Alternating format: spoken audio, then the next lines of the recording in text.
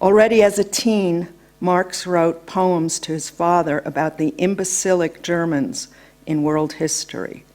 All grown up, he would correspond with Engels about how stupid the prolos could be. Can we really run a revolution on this deficient fuel, he wondered. Apart from Flaubert and a few other guys of some note, stupidity belongs hands down to the Germans and Austrians. Musil couldn't stop obsessing über die Dummheit, Jean-Paul, Heine, Nietzsche, and so many others, not all of them stars, but nonetheless part of the cast, tried to handle stupidity even by switching on the transvaluating machine, as did Nietzsche, and finding some supplementary advantages to its advent. One's attitude can be adjusted, converted if need be, to an embrace. You can learn to love the stupid, or they can make you despair, as they did Jean-Paul and Musil, who were provoked by cretinous incursions to grave bouts of bloodlust. While Nietzsche prepared to eat them up, yummy, yummy, Musil, refined and timid, wanted to beat the crap out of them. Others, they offer a big yawn to the pageantry of stupid idiots. Jean-Paul finds this attitude, letting it go, overlooking the pernicious endangerment set by the stupid, particularly intolerable. One underestimates their world-ravaging propensities. Nonetheless, to speak nearly with Freud, one might wonder, at least, who are the secret beneficiaries of the resolutely ignorant, one of whose guises is the know-it-all. These questions urge a different way of posing Heidegger's interrogation, was heißt denken? What is called thinking? What calls forth thinking? What do you mean, thinking? Was heißt denken? To which he opposed mere philosophy and its annoying patriarchal reruns. The poet Hölderlin associated feeble-mindedness, Blödigkeit, with the essential poetic disposition. Mind's lassitude, a core enucleation, accompanies the passivity of the poet who ensures the differing. Rilke wrote Das Lied des Idioten, the Song of the Idiot, linking poeticity to the mute plight of the idiot. And Wordsworth offered the unforgettable Idiot Boy to mark his tender, regressive embrace of the exemplary figure of poetry. His partner Coleridge tried to slap it out of him and force him to upgrade to the seriousness of philosophy. Maybe Deleuze is not mistaken. Philosophy has proven incapable of handling stupidity as such, or its cognates in idiocy. Only Lacan was consistent in lashing out at idiots, his students, the idiot king, the dumb interiors of the big et autres. For Lacan, idiocy borders on essential stupidity, a mixture of dumbfoundedness and debilitating ethical bewilderment. The relation of stupidity to its neighboring syndromes or conditions of depravity is the explicit subject of Dostoevsky's novel, The Idiot. He switches the emphasis purposefully to idiocy for reasons, if we can still soberly invoke any reason, that I will now try to delineate. Until now, I was trying to situate where I'm taking off from. But to speak nearly with Heidegger, Dostoevsky is a latecomer. When you scroll down to the 18th century, idiocy becomes le propre de la philosophie, the proper place of or site of philosophy, if it is still appropriate to even think in such terms. Philosophy recruited idiots in order to score some serious points and give itself, somewhat perversely perhaps, a reliable foundation.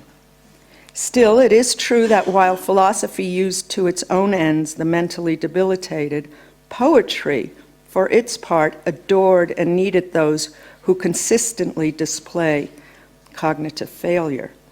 This is where to locate the often violent dispute between Wordsworth and his addict partner Coleridge, who tried to pull the poet toward philosophy, or at least to install the philosophical poem. Coleridge tried to rip the affair with idiocy out of Wordsworth, who wrote and highly invested The Idiot Boy, an instant bestseller. Coleridge was ashamed of his best friend, who could really be an idiot, as when turning away from solar systems of cognition that govern self-knowledge. So Wordsworth went into the lunar realm, where cognition was eclipsed. The Idiot Boy was Wordsworth's favorite poem ever, and in some respects responded to the philosophical urgency which Coleridge advocated. Poetry and idiocy, silence, stammer, disfigurement, were ever more wed, and idiocy, despite it all, became the figure for sheer reflection. With Dostoevsky, it acquired religion.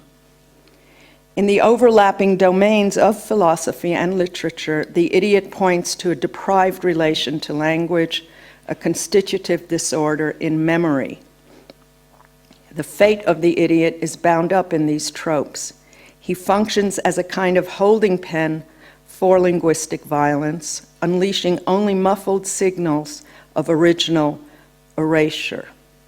The idiot in poetry is usually a he, although Wordsworth switches the fate of Johnny into Jenny. But that's another story about the gendering or gendering of the idiot. Prince Myshkin is still another story in this regard.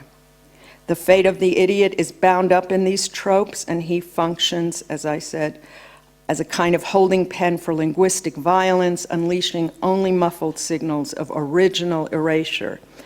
Idiocy commences in disfigurement, as the mutilation over which the philosophers tried to write in an attempt to restore the proper, the literal, what is proper to man. For his part, Wordsworth exploited the homonymy in English between mute and mutilation. Idiocy offered the sneak preview into a past that could not be known or experienced. To the extent that the idiot served in the 18th century to shore up the origin of memory and the paradoxes of recalling origin, for Condillac, the problem was that we cannot remember what is prior to language, which is why finding a creature who dwells prior to language could help recover the lost memory of humankind, but he cannot speak or describe that past state, and so is a poor investment even when brought into language, for he erases a past uninhabited by speech.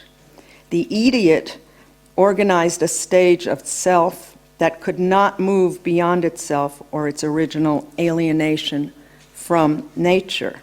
We shall return to the philosophical claims on idiocy shortly. For Wordsworth, the idiot on leave from philosophical training camps comes closer to the enigmatic stature accorded to him by Dostoevsky. This is a matter of concealedness, a sacred non-disclosure. Signaling from elsewhere, the idiot wanders in proximity to God. I have often applied, this is Wordsworth, to idiots in my own mind that sublime expression of Scripture that their life is hidden with God. Such a holy alliance, at least, represents the claims made on his behalf when Wordsworth defended his idiot. A quasi-sacred being, the idiot put forth by the poet appalled his contemporaries, repelling and offending their sense of taste. No judgment of taste could abide the mutant form to which Wordsworth's poem was pointing.